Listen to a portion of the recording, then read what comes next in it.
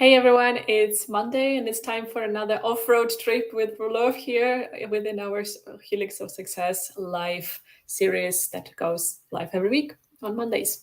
So today I picked a topic that might be a bit controversial or raise some feelings to people, but that's the point as well. If we can raise the feelings and then provide some tools to handle with those feelings and find a way to communicate with each other through those feelings and come on the other side stronger. That's the beauty of the process. So today we're going to talk about engaging in the conversation with a person who has opposing views and what you can do instead of trying to use facts and shame and blame on the person to actually get your point across. And for that, I see that we have some problems with LinkedIn connection. We'll see whether we actually are there.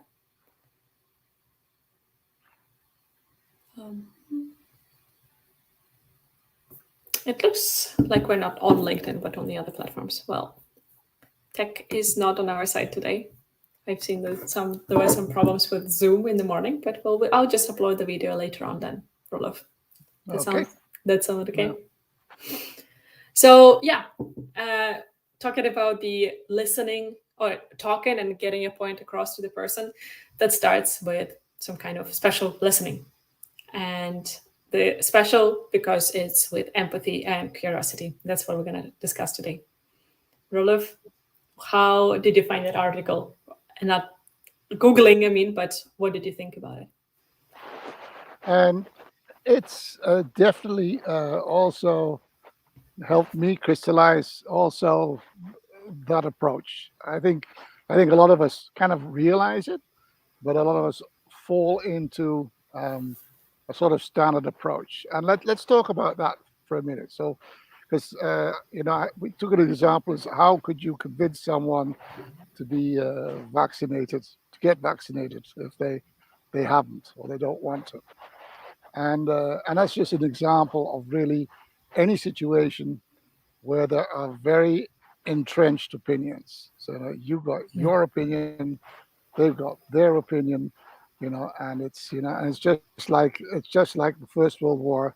You're both in the trenches, and you start taking shots at each other, and by the end of the day, what happens is a lot of damage happens. A lot of people got killed, but it didn't have any effect whatsoever. And I think most people recognize that these discussions, and you can bring up all the facts you want, and it really doesn't have any effect. In fact, the result can often be that everybody's even more convinced of their own opinion of how to do things like this. So the discussion is about that. Is if you recognize that situation, I suspect most people do. But what can you do about it, and how do you approach that? So the first thing is framing, and actually you said it yourself. You gave the framing, and you said, well, how do I get my point across? And that's where it already starts to go wrong, because the focus then, and when I say that, you obviously realize what I mean, because when you say, how do I get my point across, your focus is obviously about you, about yourself, and it's not about the other person. So you already know from the general coaching principles and leadership principles that we talk about many times, you already realize, hey, there's something not going right there.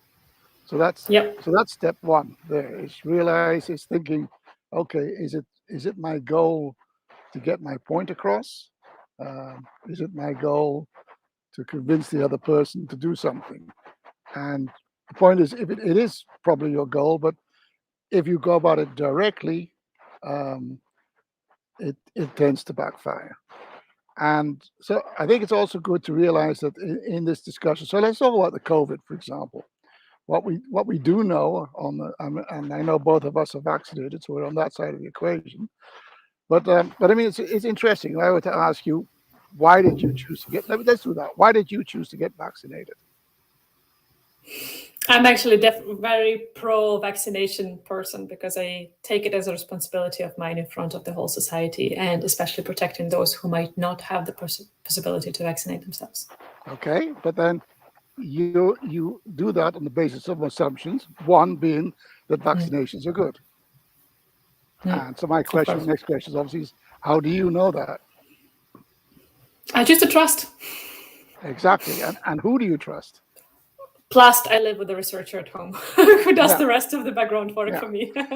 So you're getting. I'm taking you down a path where I knew you were going to end up. That's why I took you down that path. In what the bottom line is here is, of course, you do base yourselves on facts and research, and you do trust or believe science.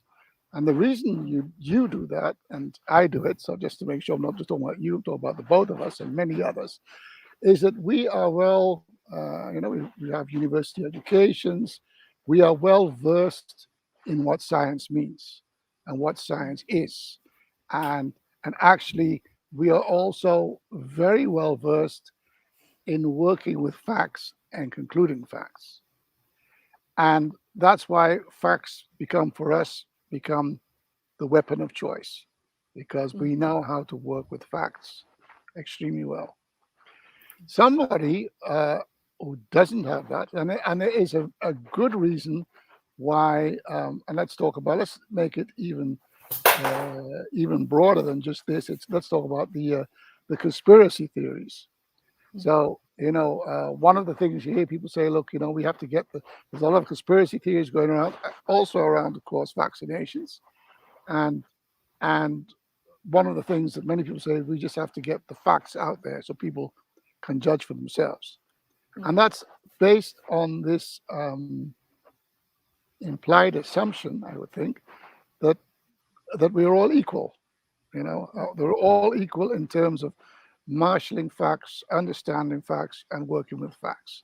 There is a genuine reason why conspiracy theories work with people who generally have a lower level of education. We know that, and there's two things working there. One is that many of these people know that if it gets into a facts discussion, that it's not a level playing ground. They just do not have the ability to work with facts, to marshal the facts, and to discuss the facts that people have that. So they are being forced, for their feeling, they're being forced into an area where they're the weaker party and where they're made to look as being the weaker party, and which is something they do not want. Um, so why conspiracy theories? Why? And maybe I'll ask you the question. Why do you think conspiracy theories exist, and why do you think they're popular? Actually, was making a mark about that, but we can get to it right now. I would say theyre exists because someone is tapping on the emotion, some kind of pain point, and turn it of the other people and turn it towards their goal, to their advantage. Let's say it that way. That's definitely true. But I mean, there are several methods to do that. Probably, why would people use conspiracy? Why would people use the conspiracy theory method? And why are they? Why does it resonate so much with many people? Yeah, Because then you don't need to have all the facts to go or to prove it. Since it's conspiracy theories, there are some facts that are hidden, so you can't know them by definition in a way. So that brings you to the position of being able to put your facts across or your position across without having to prove it all continuously, yeah, or not it's like it's that. to the root. Yeah. So what it allows people to do is to stay out of that part of the court and stay in a part of the court where they feel, because now in fact the story is become, you know, uh, you don't know my facts, so that means that I have something up on you. So it actually gives a sense of superiority to the people who accept these, because now, yeah, if scientists, and in fact if scientists or people that start to disprove or try to disprove those facts or your facts, then that means that they don't understand Mm. the issue. So in Mm. fact, all the arguments they make are all just proofs of the facts in your view as a conspiracy that they don't understand it. So Mm. the more that they bring facts to the table, the more they're demonstrating that they don't understand the problem and they don't have the real inside information. So And I that's want to make a remark here, Roloff, just for a moment. That's what I was writing about. That for sure, level of education is one of the things. But I've had conversations like this about the conspiracy theories or things that go against the facts, the science, with people who have master degrees. They have international experience with like having higher education from different countries, living yeah, in different countries. So it's definitely not like we're sitting here and saying like those people who don't go through university are stupid, or the university makes you smart and intellectual by default. It's really about tapping into like what do you believe in and how do you choose to go around your beliefs and communicate them and follow them as well. yeah, yeah. I agree. It's quite true that it's not. There is a strong correlation between education and who do that. That is true, but you're quite right in saying not everybody who has a low education. In fact, most people who have that still believe science, and so I mean it's not a strong correlation in that sense. But there is this clear thing is that people put it this way: people who are familiar with science and the way science works. Let's put it that way. Let's leave it the Mm, I think let's leave the education bit out of it. But it's people mm, with familiar with science and the way science works will tend to work with what we call facts. People who are less familiar with that, will have a reason to want to move to another space to mm, continue the discussion. And the reason they do that, and that gives us back a bit to our subject, is because um, they get beaten by facts. So you get into this discussion, and why aren't you taking your vaccination? And you say, well, I don't really know. And they say, yes, but look, it's been proven this, it's been proven that, and it's all that thing. But it's basically what you're doing is layering on facts, on facts, on facts, and uh, and part of what you're doing is really saying you're wrong, and I'm right, mm, and that's where everything breaks down, because if that's your mindset, then I get defensive, and say, well, no, uh, how come I'm wrong? How come I'm always wrong mm, and you're always right? What gives you the right? So this turns out not to be a fact-based discussion, but this is something different. What gives you the right to mm, tell me, I'm wrong? So that's where these conversations all kind of, always kind of almost always break down. You're not going to convince someone with facts. And in fact, mm, the question is, should you be trying to convince them at all? That's it. mm, If convincing is your goal, you're going to take a certain mindset and an approach that's probably going to work against you. It's going to create a resistance. Which brings up, perhaps, and that is, what can you do? So you not necessarily can convince them, but what you can do is try to understand their viewpoint, and certainly be non-judgmental about it. So even if so even if they bring up the conspiracy theories or what, it's that you don't, is that you just try to understand what their position is. Why are they doing this? I mean, because you'll see some of the arguments.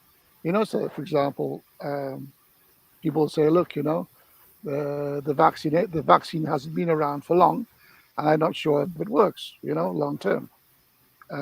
Now, people with the facts, put it that way, who do vaccine development will generally often say, look, all issues with vaccines have been discovered within 6 months. So that would be your counter argument.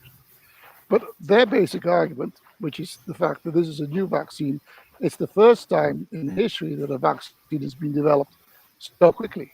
So it this is a true statement. It is a true statement. Even if you don't believe, the statement that therefore you should wait, the conclusion, because there are other counterfacts, the statement they make is true under certain circumstances. Um, that it doesn't work for everybody, is true. Uh, and in fact, most of these, the generally, or not most, but some of the things that are brought forward are in a certain context often true, or could be true, or have that. And it's recognition of those contexts, or understanding those contexts, where how did someone come to their conclusion, that's something that you can try and follow, just to understand. Okay, let me try and understand what is your path, what brought you here. Let's try and retrace those steps, not to determine that this is the wrong path, but just to understand what is the path that you took to get here. Uh, so and so you do two things. One is that you um, it says, look, I may not believe what you're saying, I may not agree with what you're saying, but but I want to understand what you're saying. In other words, so I value your opinion, value it enough that I'm willing to spend time to understand that. So you're putting them on an equal position. So you take them out of the facts-based discussion as such, and try to say, okay, this is so. So you did this, and and how did you come here? And of course, it'll be very difficult not to ask questions which are meant to gather ammunition. I mean, if that's the feeling that they get is you're just looking for ammunition to knock down their arguments, this is going to go wrong anyway.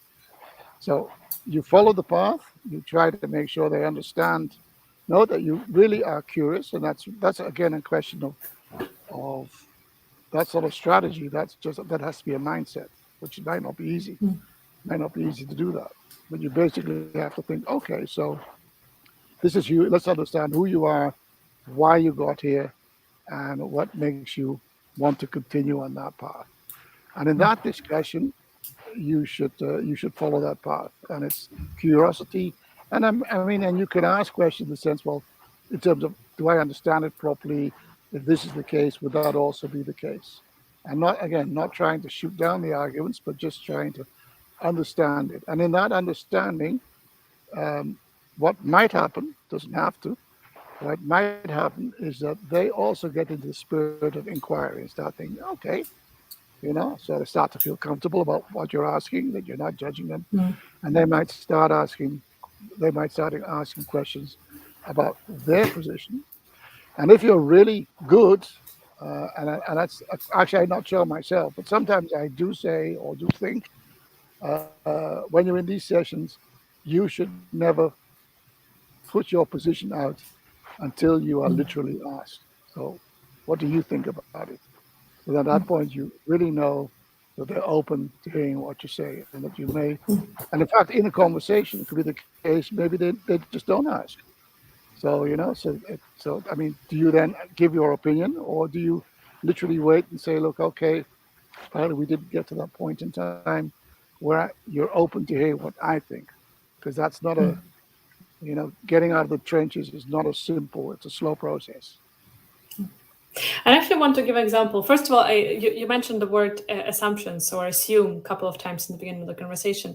And I think this is one of the powerful tools to assume nothing or assume that you don't know something.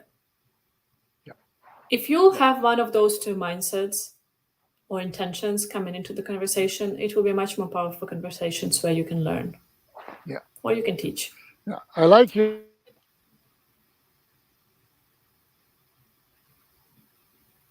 Now I've lost your role for But I a don't think moment. yeah, I think we're back. Can you say it again? I heard I love you. Assume, I yeah, like you I or like something. it. Yeah, I like you. That's true. But that's not what I said. Yeah, I said the saying that assume nothing. You can't assume nothing. It's not possible to. You always have. But do like what you say is assume you don't know. So that you can do. That's an active assumption. Put it that way. Assume I don't know your position. Assume I don't understand the path you're taking. Assume I don't know why you're taking that path. Don't assume you know any of those. That's right, because that's where you often go wrong, because you make the assumptions that you have. So you're quite right. Assume you don't know. Say, look, I'm not sure if I understand. Can you explain or tell me, and so on and so forth, and try to follow the path that they set out. And their path, of course, often might not be a clear path. It's often a jumble, just as yours might be. So sometimes in trying to follow the path, sometimes they will, course correct perhaps or what have you. And, you might get to the point they say, look, this path maybe doesn't maybe I need to think about this some more. And then again, maybe at a certain point they'll ask, well, how do you look at it? And then if you give them the path of this non-judgmental approach, you might find that they try to do the same thing with you. And I want to give an example, as I said, Rolf. One of my clients is now going through a conversation with some of his family members, and he has this visionary idea for something that they're doing, or they have a future together in that. And he has been dreading that conversation for a month because he says, I know they'll go in resistance. And I was like, why? Because they don't have the same agenda as me, or they don't have the same ambition as me, because we're not aligned. And I'm like, so why would you? I understand that you don't want to go in that conversation because it will be a lose-lose anyways, and you're afraid of spoiling the relationship with the family members that you really do love. So how about trying to make it a win-win? And we built a strategy with him where the first conversation, so I said, okay, split it down in two. And the first conversation is only you asking questions, trying to understand their position. What are they fearful of? What kind of scenarios do they see for the future of the development of this idea? Where are they now? What are they ready to commit?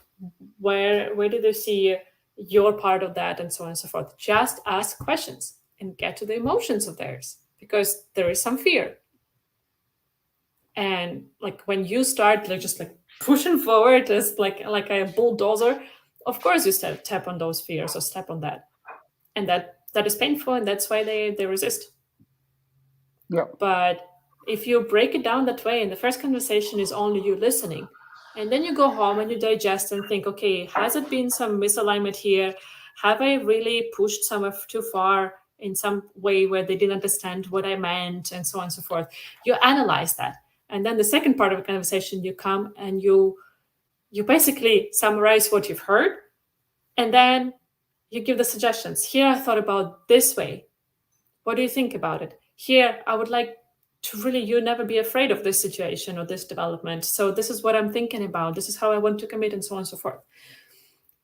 And by that, you can actually open up for the conversation. Again, asking questions, that curiosity part of what we said, and then tap into the empathy and understanding. I value your feelings. I might not agree with them, but I really value, and I understand that they are reasonable for you. That is the way to open up people and really have a conversation. Yeah, it's exactly the same. Yeah. So you see, this technique is really, it's not just for entrenched opinions, it's perhaps for any opinion that you would have this conversation.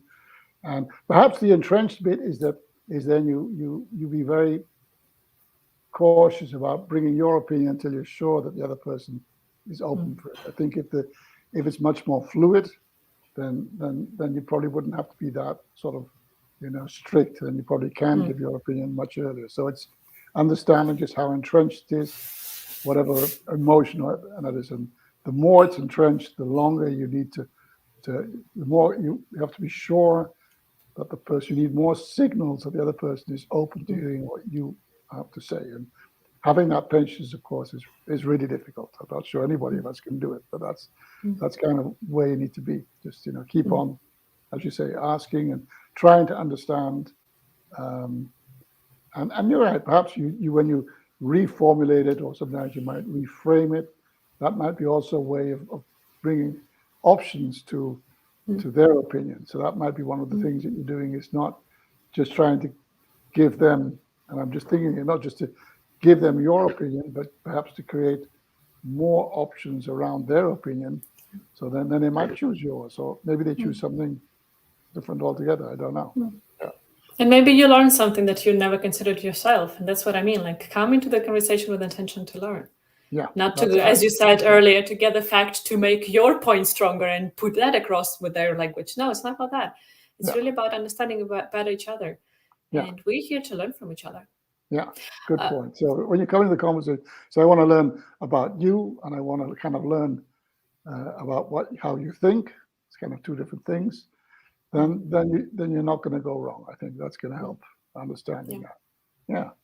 So we've I learned have a, something. I have a thought, actually, a question to you as well, Rolof. In these kind of conversations, it can be quite heated, right? You feel like, Jesus, can't you get it? And those kind of feelings. And it's easy in those emotional states slip back into kind of trying to push with the facts forward. Do you have any tips on how to avoid that and how to keep yourself in the intention of learning and understanding the other person? You're right that it's very difficult. My gut feeling is that if you feel that emotion, that it may be best just to close that conversation down at that point, and maybe something, because it is really difficult. I don't know if I could do it. I don't think if I've reached that state, I really don't know how I can change real time the mindset to where you'd want to be. Maybe you just need to take a step back and say, okay, later, I'll think about it or what have you, and leave it for another time. Again, this is the idea that, it's if we're in the trenches, it really takes a lot of effort and time to get out, and and maybe you just can't rush it. Maybe just one conversation is too short to do that. I don't know, to be honest, but my gut feeling is if you get the feeling that it's you become impatient, because if you're impatient, as humans, we are so well tuned in detecting that in somebody else. We instantly know. Right? So there's no way you can hide it. It doesn't work. So maybe then you just have to say, okay, you give me something to think about, and maybe we could talk about it another time. I think that would be I would try, I think, to get, but it doesn't happen. I find I probably already crossed the line, and then I try to pull back. But okay, at least I don't continue down the line and keep on, pushing and hurting the relationship more. Hitting them over the head again and then again and again. That certainly doesn't help. When you were saying that, I actually came up with an example, and ironically, two examples, both are from the family. Being in a professional environment, or even with friends, it's easier for me to be this kind of coaching person. But for the family, usually our old patterns come up, and I hear it from a lot of coaches, for example, even those who have been coaching for 20, 30 years, they're like, I never get into those conversations with my family, because when people are the dearest ones to us, it's difficult to kind of be all that kind of coaching person. And I had some conversations with my mom, ironically, when I became a mother, when she would criticize me and my actions or my choices with my daughter, and we both would get very emotional, very emotional. Then I actually said it a couple of times, or once snapped, be honest about that I said, okay, now, like, you're emotional, I'm emotional, we both have our truth. We both want well for Maya, for my daughter, but we want to hear each other. Let's talk next time. And I really would hang up. And hurtful as it was to do it, at the same time, we got that space, just what you said about it, to finish the conversation. And then 2 days later, we could talk about that in a calm way and discuss and explore and start asking questions to each other. What did you mean there? Why did you think that way? And what did you assume here? And so on and so forth. And really explain our choices for each other and find a common ground and then send each other and be fine suddenly. So that is one of the ways to do it. Just really say about that. And I, in those moments, choose to say, okay, now I'm actually emotional. I can't have a conversation with you that way because I don't hear you. I'm just kind of pulsing with my blood all through the body. And I just, there's a block, there's a wall. Yeah. And be open about that. And it's good. And of course, realize that the trenches, you've been digging those trenches with your family for what, 30 years. So those trenches are really deep. That's the difference. That's why it's with family, it's much more difficult, because those trenches are really deep. So it takes a while before you can get out of that trench, if you ever do, as a matter of fact. So I can certainly understand. Sometimes it's just maybe not even worth the effort. So look, we accept that that's it. That we just think differently than that. We just leave it for what it is, because it's because what are you doing it for? It's another question, of course. You always have to think, okay, So I mean, like, so vaccination is really important, probably you'd say it. So you would spend effort on that. But, you know, whether you dye your hair red or green, hopefully would be less important, and really you wouldn't, you know, spend the time trying to convince each other, you know. Probably the daughter would say, look, you know, I want the freedom. And the mother would say, look, you know, you look ridiculous. You know, it's at the end of the day, you can say, well, you know, it might be a phase, but I decide, what does it really matter? So that's kind of also important, is what's the gain at the end? Why would you want to convince the other person about this particular point? There are differences in importance, and understanding that, of course, and always being aware of that is, you know, that's going to help in terms of how much effort you should put into a particular convincing, I would guess. So, Rolof, we've again, I think, hit the off-road a couple of times here, and even though some of the examples were on more from the private life, like vaccination or my family story or examples, it's all very, very, very applicable in the professional life, and for you as a leader, for you as an employee. We all are practicing influencing others, right, for good or for bad, and it's important to have that mindset of learning from each other and hearing each other. And just because we feel like, okay, our opinion is fact-based, doesn't mean that the other person's opinion is devalued. Yeah. And you use the right word there. So in fact, I think we should sort of rephrase this discussion as how do I convince others, but how do I influence others? Yeah. And because this is what, and if you have that, the idea, my goal is to influence you, not to convince you, but to influence you, then I think these things kind of become more logical, put it that way, and more in line with what your goal is. You want to leave some influence behind in terms of whatever. Yeah. Yeah. Thank you, Rolof. It's been a pleasure, like every single conversation with you. And thank you everyone for watching in live or in replay. Please let us know if you want us to cover any topic that is related to your leadership, to your personal development, to your sustainable performance, and we'll be more than happy to take it up. And feel free to join our Helix of Success LinkedIn group to continue the conversation there. No, thanks to you, Anna. It always takes two to tango, so your contribution is just, you know, it's both of us doing it. It's a front wheel and to go off road, you have to have a front wheel drive and a back wheel drive. Let's flog that analogy to death. So yeah, it's always a pleasure to drive with you or tango with you, Rolof. Okay. Have a great week, everyone.